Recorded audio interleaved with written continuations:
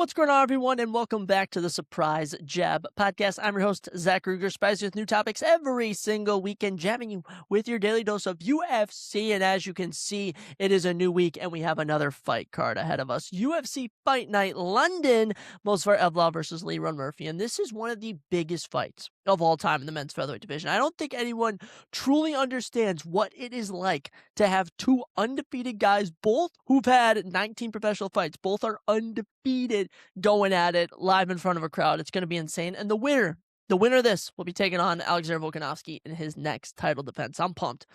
We got a plethora of fights to go over. So on today's episode, we will be covering all the fights and dropping our official fight predictions. As well, we got a little movie review. I finally got around to watching Sinners. I know it was the best movie of 2025. It was winning all of these awards at, the Oscars, whatever award show they have.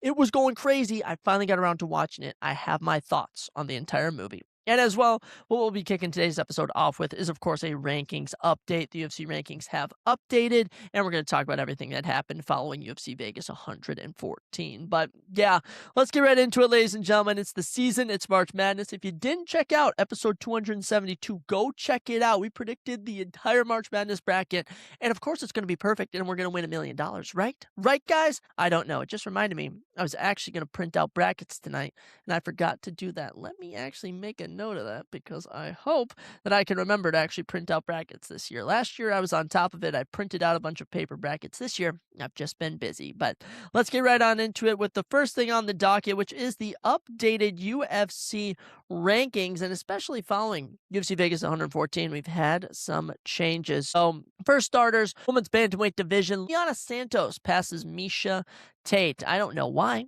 I don't mean Miesha Tate has zero fight news. Liana Santos has no fight news going on right now. I mean, just nothing really going on. But hey, go off, Liana. Move up to number 14. I guess that's exciting. Women's flyweight, no changes. Big change, actually, in the women's strawweight division, as Jillian Robertson moves up 3. Amanda Lemos drops down 3. Jillian Robertson now ranked at number 5 in the women's strawweight division, and deserved 6 straight wins for Jillian, and she dominated Amanda. Okay, round 1 gave her some adversity, but rounds 2 and 3 locked it up. So excited to see what's next for her. I mean, in my opinion, I think it's Yan Chayonin, ranked at number 4. You know, Yan Chayonin, she's coming off of that loss to Tatiana Suarez, I think it was. Just had, to Virna Jandiroba, actually, back in April. So, wow, she actually hasn't fought in longer than I thought. But Yan Chayonin is in need of a fight. Tatiana Suarez is booked up. Zhang Weili's fighting for the belt next. This is the correct action here. Give us Jillian Robertson versus Yan Chayonin. And as for Amanda Lemos, I mean, she can fight Fatima Klein for all I care. She can fight an up-and-comer. For women's pound for pound, no changes. The women's pound for pound is kind of a joke.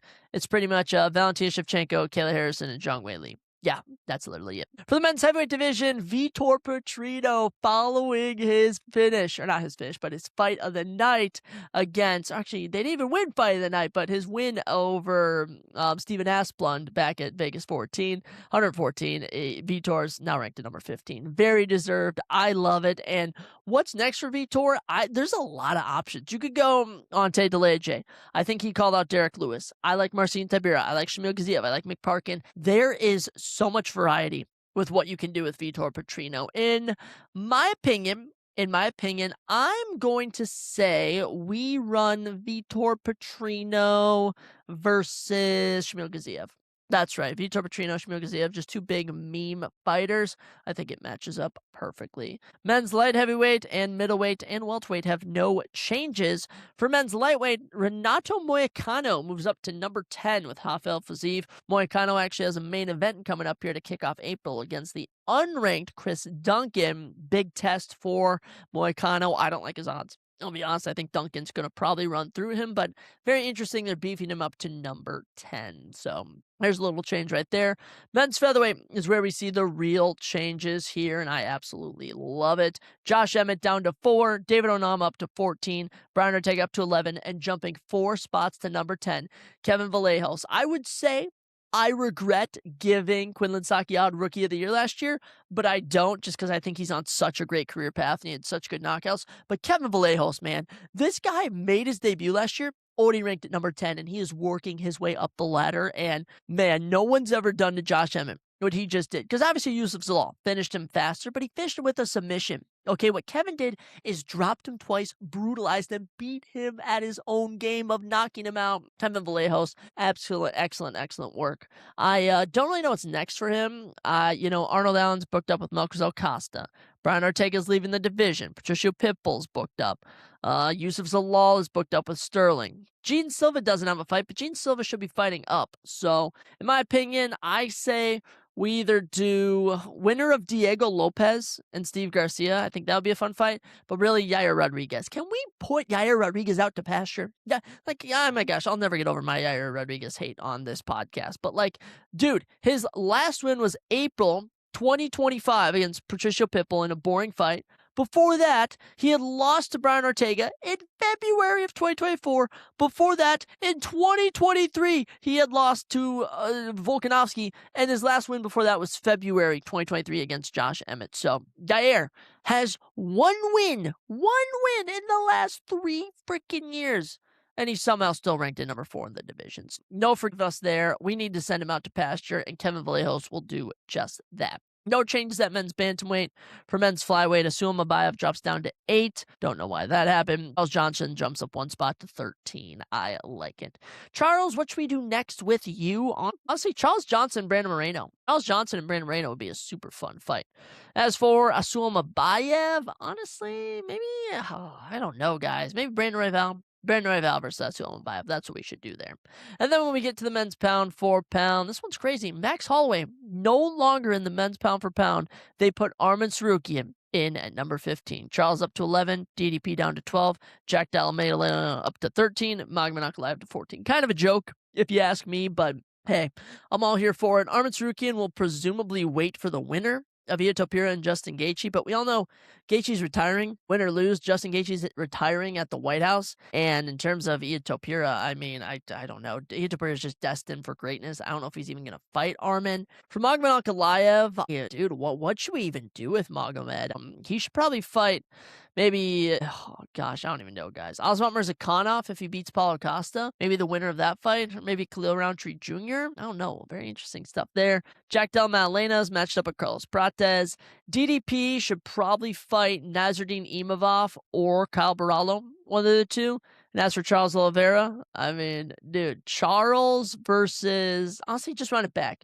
Run back Arman versus Charles and Max Holloway, Benoit Saint Denis. Those are the fights you do. That's how you fix up everything. And those are your updated rankings for this recent update of the division. Now, on to our little movie review, guys. That's right. I got around to watching Sinners. People have been telling me, Zach, check out the Sinners. Zach, Sinners is so good. Check it out. Well, I did. I watched it, and safe to say, it was weird. It was weird. I'm going to give it an 8.5 out of 10. Okay, I thought it was a good movie. It had a fun climax. It had a great plot twist at the end, which literally was like end credits, but it wasn't like real end credits. Really like what they did there. Sinners, 2 hours and 17 minutes. Pacing went by quick. All right, I'll say the pacing went by really good. You didn't really know where it was leading. One funny thing I'll say is that there really is like 2 acts to this movie. There's pre-barn party and there's the barn party. Like that's literally it. And it's crazy because you see the trailer that the party is when all the vampires come. That entire sequence is like half of the movie. All right, I didn't really expect that. Another thing I didn't expect is the fact that Michael B. Jordan can convince me that he's 2 different people. I mean, it's kind of freaky. It speaks to his acting. I know everyone was mad that Timothée Chalamet didn't win the Oscar or whatever it was, the Golden Globe. I don't really know award shows. I don't watch any of them. But I will say, after watching the performance of Michael B. Jordan, I have to say, when you can act as 2 different characters, one's good, one's bad, and yet they're both in between, do good and bad things, I mean, you got to give respect to him. So easily deserving of it. 97% on Rotten Tomatoes, deserved. And even reading the psyop for this is very interesting. The film stars Michael B. Jordan in dual roles as criminal identical twin brothers who return to their hometown in Jim Crow South, where they are confronted by a supernatural evil, and it co-stars Haley Steinfeld, who is very good in this. I'll say very good in this. Very, very sexual with Michael B. Jordan. I mean, oh my gosh. What's up, Josh Allen? Get your girl. They also have Jack O'Connell, Miles Keaton, Wunmi Mosaku, Jamie Lawson, Omar Benson Miller, and Delroy Lindo. Yeah, This cast was amazing, and I would expect nothing less from Ryan Coogler. He does a fantastic job. And I just think that a lot of this all just comes together. Like there isn't like a plot twist. It's more like everything's building and there's scenes earlier, there's, elements from earlier and you don't know what's going on. And one really interesting thing I saw is or not I saw that happens in the movie is it opens with basically how part of it ends.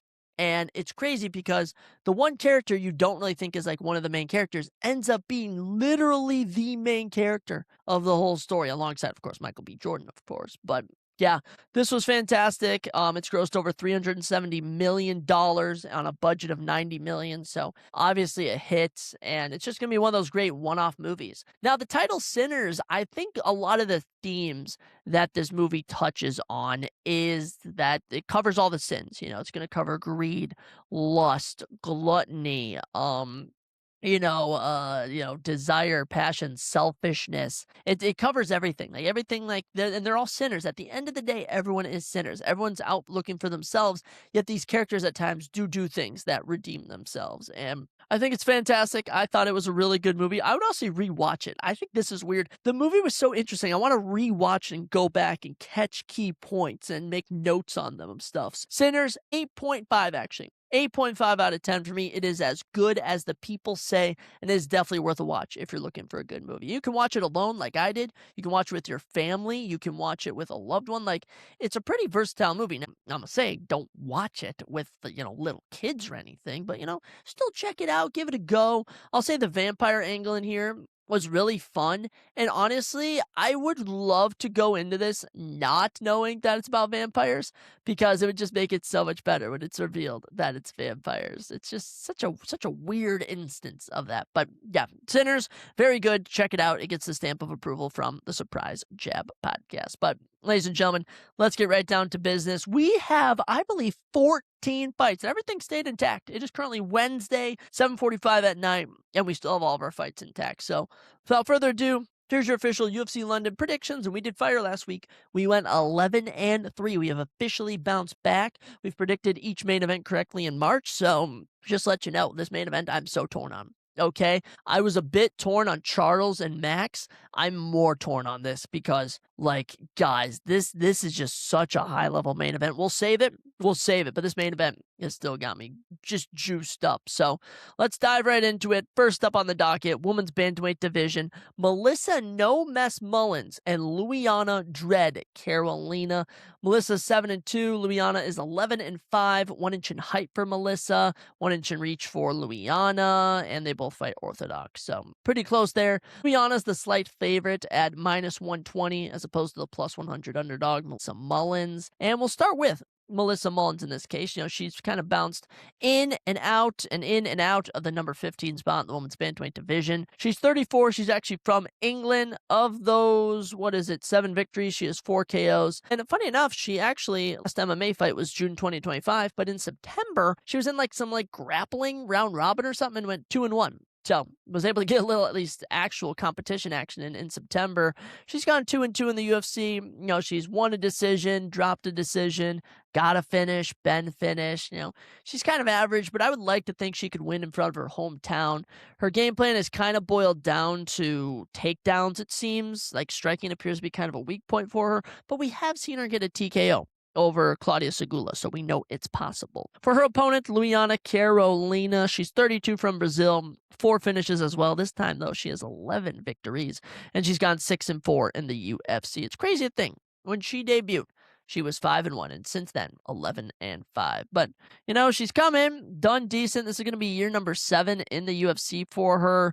Probably the biggest win she has is actually over Lupi Godinez. That's actually a pretty solid win to have. Her losses, Molly McCann, Joanne Wood, most recently lost in September to Michelle Montague. And how did she lose? With the takedown. So, Louiana Carolina is going to be the favorite here, but I'm honestly very confident in Melissa Mullins. She's an underdog. Her takedowns are her strength. Louiana Carolina is very prone to getting taken down and ground and pounded, and Melissa Mullins, she's a nice little underdog from England. Let's run it. Melissa Mullins, lock in the prediction. Next up on the docket, women's bantamweight division down to women's strawweight division as Chanel the Nightmare Dyer takes on Ravina Kennedy Oliveira. Kennedy? What an interesting nickname she has. Chanel Dyer is 6-1. Ravina Oliveira is 7-3-1. 1 inch in height for Chanel, and they both have a 65-inch reach and fight in the orthodox position. And shout out to Chanel Dyer. She's in my 2000 gang. That's right. She was born April 23rd, 2001. She's a year older than me at 24. So she actually turns 25 in just over a month. Very exciting for her. Interesting, though, Chanel Dyer is the minus 350 favorite. Ravina Oliveira, the plus 260 underdog. Chanel Dyer is 24 years old, as I mentioned, from England, and trains at Great Britain top team. Of her 6 wins, she has 4 KOs, and of her 6 wins, she also went 3-0. In the PFL before debuting on Season 9 of the Contender Series. She would get dropped 3 times by Carol Foro, but I remember that fight. I remember it like that was yesterday. That was such a dog fight. She would just not quit. She just kept getting back up and keeping the pressure on. And I'm trying to remember, yeah, she was almost finished in round 1, almost finished in round 2, and then round 3 fought back. I'm pretty sure she won round 3 on 2 judges' scorecards. She's an absolute killer. She has a boxing background, and man, I'm very excited to see Chanel Dyer in the UFC. Now, as for Ravina Oliveira, been a less than stellar start to their UFC run. 29 years old from Brazil. 7 wins, 7 finishes, so 6 KOs and 1 sub. However, both of her 3 defeats, twice she's been submitted. Most recently, she lost to Stephanie Luciano. Didn't do anything in that fight. And also, her previous fight before that had been in 2023. So, Ravina Oliveira, they must have seen something in her, but so far, I'm a really hope that Chanel Dyer can get this one done. I'll be actively rooting for her, and as a minus 350 favorite, we gotta go with her. And I love picking people when they fight in their hometown. There's just something intoxicating about picking them. We'll see how this next fight goes, as well as 2 boys throw down. Shamrock and Abdul Karim, Pride of Palestine, Al Salwati. Well, I know he's not going to win because there's certain higher-ups at the UFC which are not going to allow a Palestinian to win. Hey, I'm just saying. I'm just pointing out the observations. Don't shoot the messenger here. Shamrock is 12-2-1. Abdul is 15-4. 3 inches in height go to Shem, along with 4 inches in reach. He fights southpaw. Abdul Karim Al Salwati fights orthodox. Now for Shamrock, he is the underdog. Plus 105. Salwati is the minus 125 favorite. Shamrock is coming into this one, 32 years old from Ireland, and he actually trains at Next Gen Liverpool, the same gym as Paddy the Batty Pimblett. Of his 12 wins, 11 finishes, 2 KOs and 9 subs. Loves to get done in the submission department. And his debut in Qatar didn't go well, but he did take on Nurullo Alayev. Nurullo Alayev is a super tough opponent. Nurullo was able to get it done in the striking in round 1. Shem fought back in round 2, but actually lost on the grappling feat.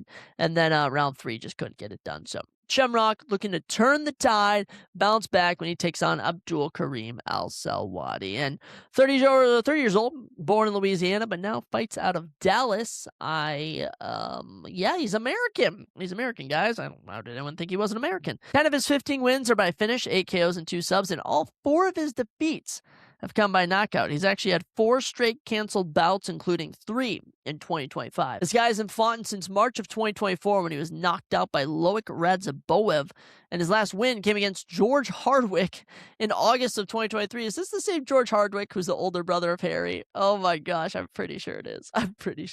So, yeah, Abdul Karim Al Salwati, I don't know why this boy's still fighting. I don't know how this guy got in the UFC. Shamrock and plus 105 underdog, feed him to me. I'm really going to hope that he's good. I'm really going to hope that, just the debut against Nurullo was just a tough opponent, because Nurullo is a tough opponent from Tajikistan, and I'm going to hope he can get it done here. First 2 fights, probably going to go with decisions. But as for Shamrock, I think he can knock out Abdul. I think he can drag it out. Dare I say even submit Abdul. But, Abdul hasn't fought in 2 years. He hasn't won in 3 years. So, clearly, time is not on his side. Moving on up to heavyweight in our 4th bout of the evening. This is what we love.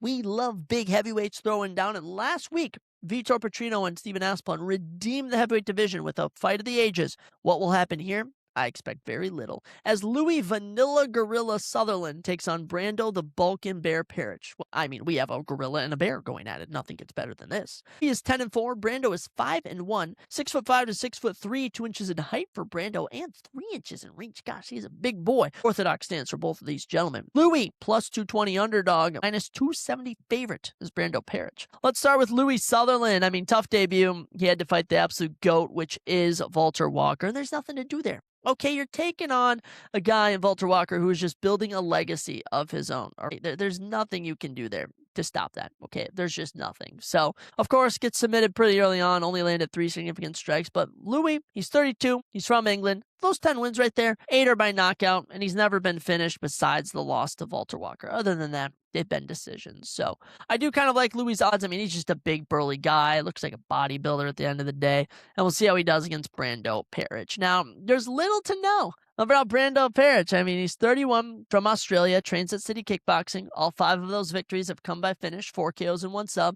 He had a great debut, knocking out knocking out Alicia Ellison in round number 1 back in Perth. And I just don't remember that.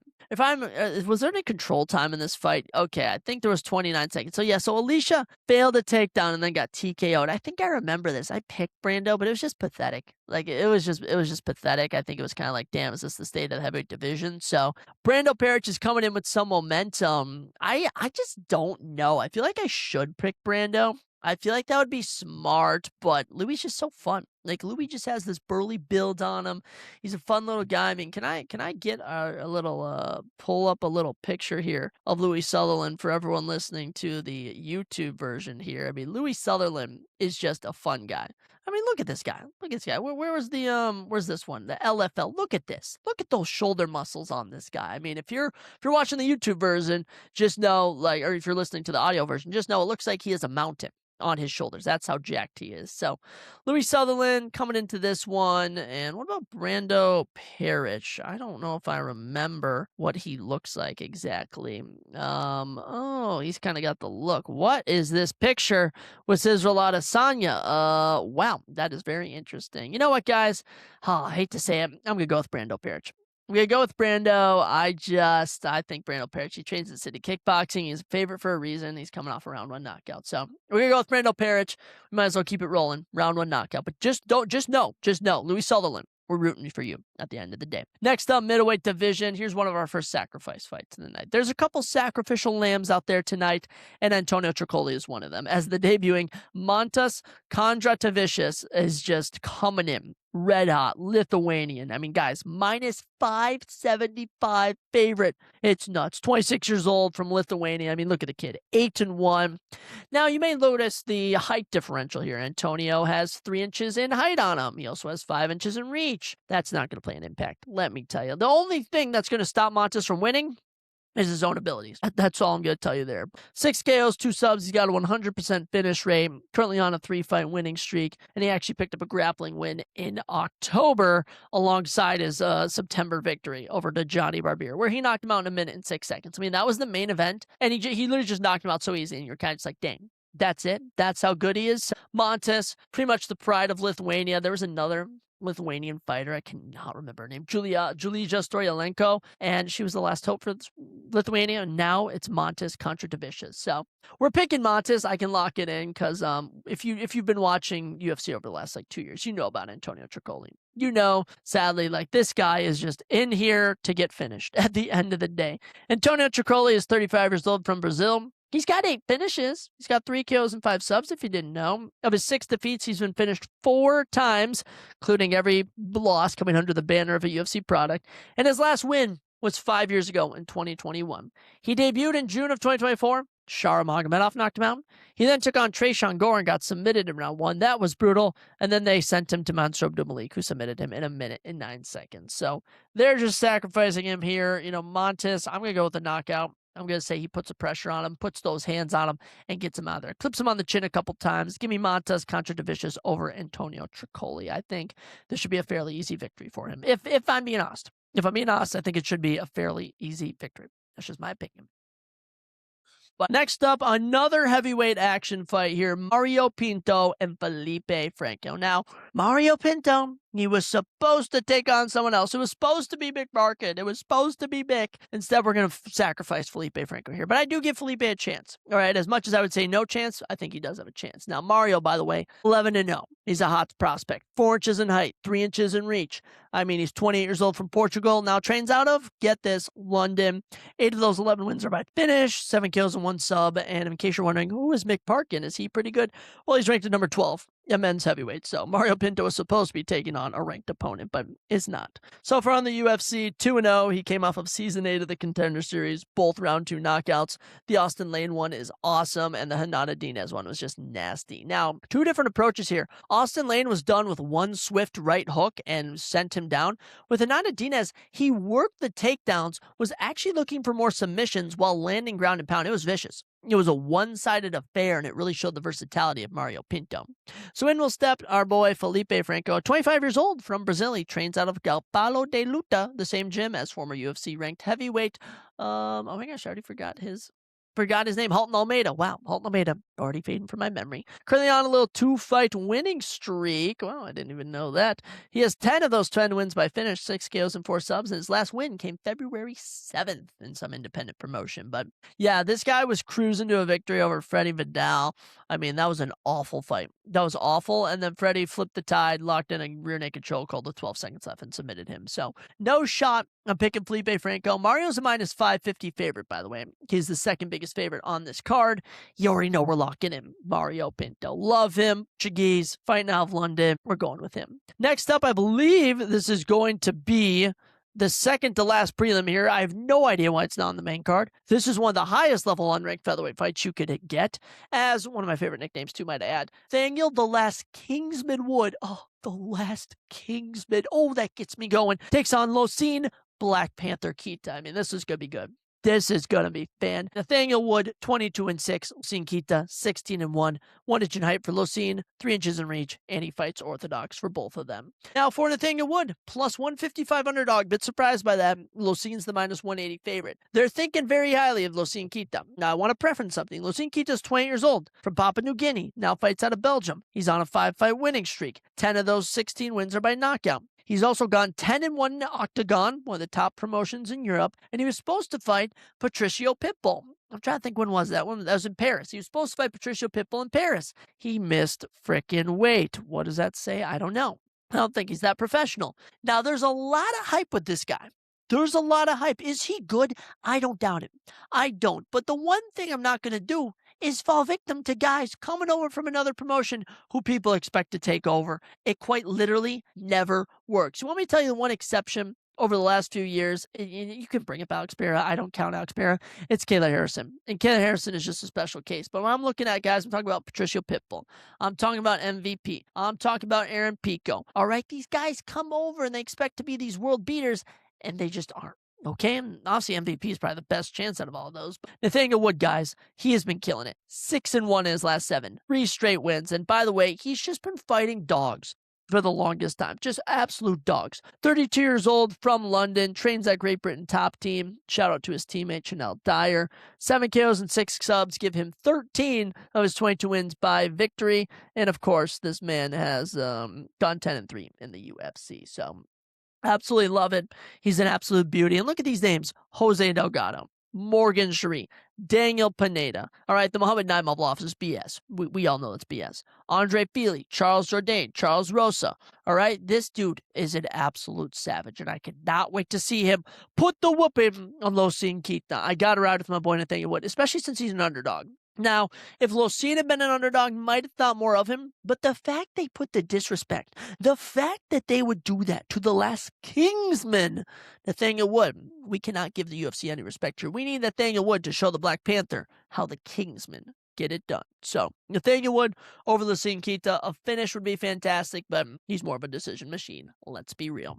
With that, we'll get into our final prelim here, another fight, which I'm gonna be honest, I thought would have been on the main card, but no, it's not. As Mason the Dragon Jones takes on Axel Sola, another such a high-level fight. The matchmaking here is top tier. Whoever made this, give them a little bonus. Mason, 17-2, 1 no contest. Axel, 11-0-1. 3 inches in height for Axel at a 6'2" to 5'10". Actually, 4 inches in height for Axel Sola. But they both have a 74-inch reach. He fights southpaw. Mason Jones fights orthodox. This is just a matchmaking of 2 tough European fighters. Mason Jones is a minus 1-35 favorite here. Axel Sola, the plus 105 underdog. Now for Mason Jones, he is 30 years old, from Wales, and currently rides a 6-fight winning streak. 11 of his 17 wins have come by finish, and as we can see here, both of his losses have come in the UFC. Now, he originally had a stint with the UFC from 2021 to 2022. He went 1-2 with a no contest, never really did much. I mean, defeated David Onama. That was pretty impressive, but other than that, nothing too much. Just kind of whatever. Now, as of late, though, came back to the UFC, coming off a 4-fight winning streak, knocks off Jeremy Stephens in an entertaining fight, and then might have won comeback of the year for me. All right, we had a lot of good comebacks last year, but his comeback against Blasio Key was utterly insane. Shout out to Rich Mitchell for not stopping this fight. I mean, it was game over. It should have been game over. It looked like all hope was lost for Mason Jones. Blasio Key dropped him and was on top, just laying into him. Mason Jones somehow survives, drags it out to round 2, and TKOs him. It was legendary. It was awesome, and I will definitely not forget that fight for some time to come. Mason Jones, absolute legend, and just a crazy comeback. We loved it. And it's good. It's good matchmaking here because he takes on a guy in Axel Sola who's an absolute dog. 28 years old from Nice, France, or Nice, however you pronounce it. 7 of 11 wins are by finish, 6 KOs and 1 sub. He's coming off a finish of Rise McKee. Now, I'll say one thing about the Rise McKee fight is that Rise McKee is not cut out for the UFC. And I don't know if it was some jitters or something, but Axel Sola just took a while to build here. And I don't know if this is like Shara Magomedov. Remember when Shara started off? It just took him a while to get going. Maybe that's the case here, but he really can't start slow against a guy like Mason Jones. Now, I want to just let everyone know, Axel Sola was the champion of one of France's top promotions. So he's clearly very talented, but I really like Mason Jones. I really do. And the fact he's the slight edge favorite here, I can't be leaning on all these underdogs. I just really think the grindy grappling, just the hard takedown ability that Mason Jones brings is going to be what lifts him to victory here. So give me Mason Jones over Axel Sola. I mean, that's our final prelim fight, ladies and gentlemen. And these prelims, they're stacked. These are some really good prelims. I love the final 2 here. It's 2 of my favorite fights on the entire card. So best of luck to the thing of Wood and Mason Jones, as that is who we are riding with. Kicking off the main card, heading to the featherweight division, Curtis the Pink Panther Campbell takes on El Puma, Danny Silva. Ooh, a Pink Panther and a Puma going to battle here. Curtis is 8-0, and by the way, he's from England, so he's also 23. He's literally my age. I just want to pencil him in as I'm picking him. He's the favorite here, but hey, I don't want to discredit Danny because I do give him a good chance here, but we're obviously picking Curtis. He's 8-0. Danny's 10-2. 2 inches in height for Danny Silva, 2 inches in reach for Curtis. They both fight switch stands. They're pretty even. Now for Curtis, this guy's coming off a nasty finish on the Contender Series. A knee knockout of Demba Sek. It was brutal. 6 of his 8 wins are by victory, and he was the FCC champ over in, I don't even know where he's fighting, England, wherever FCC is. Or was that CFCC? I don't know, but he was a champion in another promotion. Curtis has just a goofy look to him, wears glasses, and then he gets in the ring, and he's an absolute monster, an absolute massacre. So Curtis Campbell coming off of Season 9. These Season 9 guys are built freaking different, and I really like his odds when he takes on Danny El Puma Silva. Now, to give Danny his flowers here, Danny is not bad whatsoever. He's 29 years old from California and has half of his victories by knockout. But, I'll say he had one fight in 2024, a split decision to Josh Culiabao. In March 2025, he had a split decision win over Lucas Almeida, and in August, he did go the distance against Kevin Vallejos. But I'll say that more so speaks to the evolution of Kevin Vallejos than it does to the toughness of Danny Silva. I want to say that, but I think Danny's tough competition certainly will not make this a walk in the park, but the one consistency that I've been seeing this year is Season 9 fighters just aren't freaking losing. Going to ride with Curtis Campbell until he loses, but Danny Silva, he's really talented. This should be an entertaining fight, and at the end of the day, it is 50-50, but I lean towards Curtis Campbell. Next up, ranked middleweight action here. Here we go. The number 11th ranked Roman Dolidze takes on the unranked Christian CLD. Leroy Duncan. Roman Dolidze is 15-4. CLD is 13-2. Both men are 6'2", 3 inches in height for CLD, and switch stance as opposed to orthodox for Roman Dolidze. Roman is the plus 270 underdog. CLD, Christian, is the minus 340 favorite. Oh my goodness, he's a massive favorite here. We'll start with Roman since he's ranked at number 11. The 37-year-old is from Georgia and trains at Extreme Couture. Same gym as Chris Curtis, Sean Strickland, you probably recognize. A lot of guys train there. 8 KOs and 3 subs give him 11 of 15 wins by finish, and he's gone 9-4 in the UFC. It's so weird to think that when he debuted back in 2020, this is year 6 of the UFC for him, that this guy was 6-0. He's just taken quite the career journey. Starts off 2-0, then drops a casual decision, then wins 4 straight, loses 2 straight, wins 3 straight, and then of course the loss to Anthony Hernandez was not pretty. Not good whatsoever. But I mean, I don't know what to expect from Roman Dolidze here. Seems like he's kind of on the tailwinds of his career, and especially fighting just killers like Christian Leroy Duncan. I don't like his odds. I'll be honest, I do not like his odds here. And CLD's been hot. All right, Christian Leroy Duncan has been red freaking hot. The 30-year-old is from Gloucester, England, and has 10 KOs and 1 sub. That's right, 11 of his 13 wins are by finish, which is just very impressive. Very, very impressive.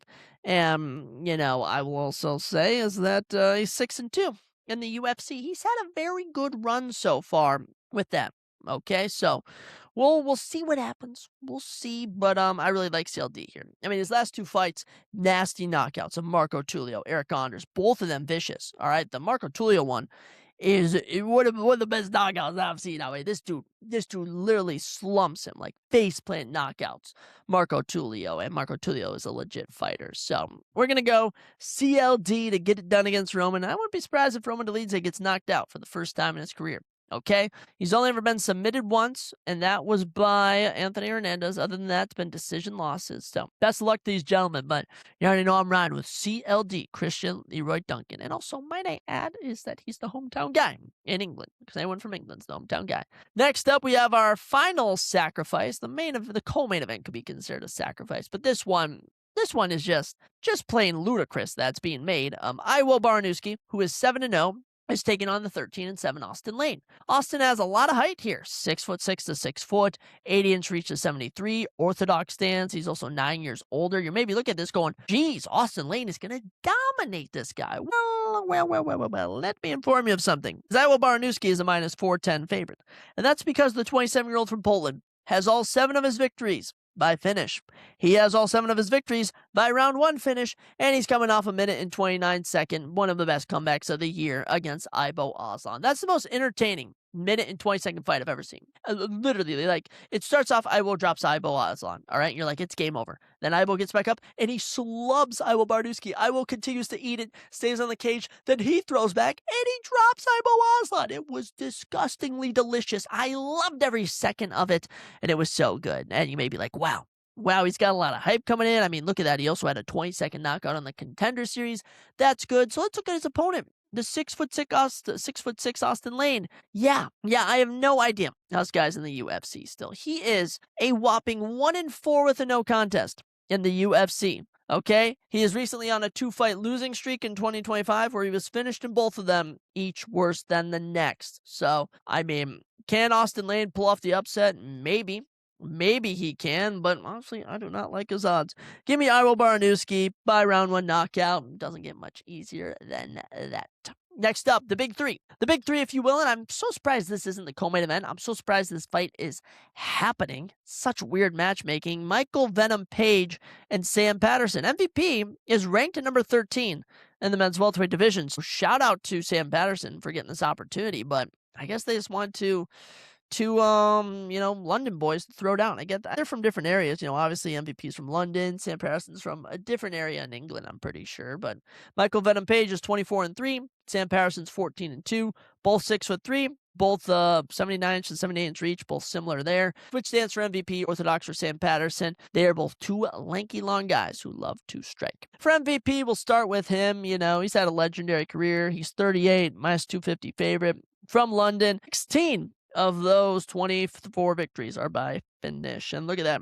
3-1 in the UFC. Wins over Jared Cannonier, Shar Magomedov, and Kevin Holland, and 1 losses to Ian Gary. I'll say the one downfall about MVP's UFC run up to this point is the fact none of the matchups have been entertaining. All right, Kevin Holland's was probably the most entertaining. Him and Shara threw up a couple weird kicks, and at one point he stumbled Jared Cannonier, but other than that, bro's done nothing. He's also 38 years old. 38 years old, and I don't doubt that MVP can keep whooping boys, but I'll say it just doesn't bode too well for him for the rest of his career. As for Sam Patterson, I mean, he's trending upwards. 4-fight winning streak, 29 years old. 13 of those 14 wins are by finish, 6 KOs and 7 subs, and both of his defeats have come by knockout. Now, since 2024, he's gone 4-0, all of them round 1 finishes, 3 by knockout, 1 by sub. And most recently defeated Trey Waters at UFC Paris by knocking him out in 3 minutes. So he's done pretty good. I'm a little torn here. I'm a little torn because part of me likes to look at the fact that Sam Patterson has just been doing great. Sam Patterson's been killing it. Sam Patterson's been getting round 1 finishes. What's there not to love about Sam Patterson? But that's also its MVP. MVP is going from fighting Jared Cannonier, Shahr Magomedov, Ian Gary, Kevin Holland to fighting Sam Patterson, who's just not a well-known name. So, if it ain't broke, don't fix it. I'm going to say if MVP gets this done. But honestly, I think it's just going to come more so from inexperience of Sam Patterson compared to experience from MVP. In terms of straight up skill, I still maybe lean towards Sam Patterson, but we're gonna ride it out. We're gonna go with MVP to get this one done. Co-main event, I mean, I don't know. Is this a sacrifice? Is this that much of a layup? It kind of feels like it. But Luke Riley takes on Michael Aswell Jr. in the UFC London co-main event. Luke Riley, the 12-0 man from, where's he from? I know he's from Liverpool. I think he trains at the same gym as Paddy Pimblett. I think he's from Liverpool. I'm pretty sure he trains at Next Gen Liverpool. And he's taking on the Texas kid, Michael Aswell Jr., who's 11-3. 1 inch a night for Luke. They both have a 69-inch reach. Orthodox stance for both gentlemen. And honestly, they're only about a year apart, so pretty similar there. Luke Riley is the -270 favorite. Michael Aswell Jr., the +220 underdog. Now, Luke Riley, 26, 9 KOs of those 12 victories, 11-0 in Cage Warriors, made his debut against Bogdan Grad, and it wasn't easy. It was not easy whatsoever. He was dominated in the grappling realm in round number 1. I mean, you'd have thought it was game over for him. Bogdan Grad was absolutely dominating him, controlled almost the entire round. And we go out to round 2, and lo and behold, Luke Riley's nasty, catches him, drops him, falls him up for the ground and pound, and gets him out there in round number 1. So, like I said, this kid's 12-0. They put him on the co-main event of this card. They expect big performances from him, and that's a big performance that he's going to need to get against Michael Aswell Jr., who's 1-1 in the UFC. He's also lost to Bogdan Grad, lost to Bellagio Key, and most recently defeated Lucas Almeida in pretty dominant fashion. But I'm sorry, Michael. You know, you may be a 25-year-old kid from Houston with 6 knockouts, but yeah, you ain't no Luke Riley. Luke Riley has a lot of hype riding on him, and I just have a feeling he's gonna get in the octagon. He's gonna look around. He's gonna see the big screen. He's gonna see all his family, his friends, the entire crowd cheering for him. Riley, Riley, Riley. And he's going to get it done. So give me Luke Riley, round 1 finish, right back at you, Michael Aswell. That's what I think is going to go down. With that, ladies and gentlemen, we get to, man, oh man, the main event, the number 1 and number 3 featherweights on the planet. Wow, this is crazy. I can't believe this fight's happening. I'm not even going to believe it till they're in the cage together. This is just one of those fights you can't believe it until it's actually taking place in front of you. 19-0. Movsar Evloev takes on Liron the Miracle. I was going to say Miracle. The Miracle Murphy, who is 17-0-1. 2 undefeated fighters going at it. 2 inches a night for Liron and 1 inch in reach. They both fight orthodox, and Liron is 3 years his senior. So, what are the odds? What are the odds for this fight? The foreign man, the Russian, Movsar, -270. The Brit, Liron, +220. So, if in terms of odds, you want to make money, Liron's the perfect bet here. +220, and it's a close fight. I really like it, but we just need to kind of look at their careers here before we do anything, and then we're going to look at their styles. So Movsar, obviously 9-0 in the UFC, 32 years old from Russia, trains on American Top Team. One of his biggest weaknesses, 7 of his 19 wins are by finish. This dude has never, ever gotten a finish in the UFC in 9 wins. Wow. That's crazy. He was actually supposed to fight Aaron Pico back in July, funny enough, and look what ended up happening. Aaron Pico ended up taking on, Liron Murphy here at UFC 319, and the rest is history. Now, in terms of his run in the UFC, Movsar's taken out Dan Ige, Diego Lopez, Arnold Allen, Aljamain Sterling. He hasn't fought in a year and 4 months. That is not a vote of confidence, I'll say whatsoever. And also, fun fact, he's had more canceled fights in the UFC than he's had actual fights. He's had 11 canceled fights in the UFC. What are we doing? What are we doing here, buddy, okay? Now, Movsar, he's good at grappling. Let's put it plainly. He is good at grappling. You're going to look at all of his fights here, all but one fight. he's landed at least 2 takedowns in. That's crazy. That's crazy. And since 2022, actually since 2021, he's landed over 4 in every single fight. And actually, in all but 2 of those, he's landed 5 or more. 2 of them, he's landed 9s. Most of them, he's just a grindy grappler. At the end of the day, that's the game plan for him. He's taking on a guy, Leron Murphy, who does seem a bit more well-rounded. Now for Leron Murphy, he's 34 years old from Manchester, and he is also 9-0 in the UFC, and also is not a finishing machine. 8 of his 17 wins are by knockout. So neither of these guys are finishers. Now, ironically, Leron has had coming off one of the best knockouts of the year, the spinning back fist over Aaron Pico. He's also beaten Edson Barbosa, Dan Ige, Josh Emmett, Gabriel Santos. That was a good win back in 2023, all right? This guy's had a lot of fun fights. Now, what's my prediction coming down to? Okay, my prediction is coming down to the unspoken rule in the UFC, and that is that Russian grapplers win. They do. It's not entertaining.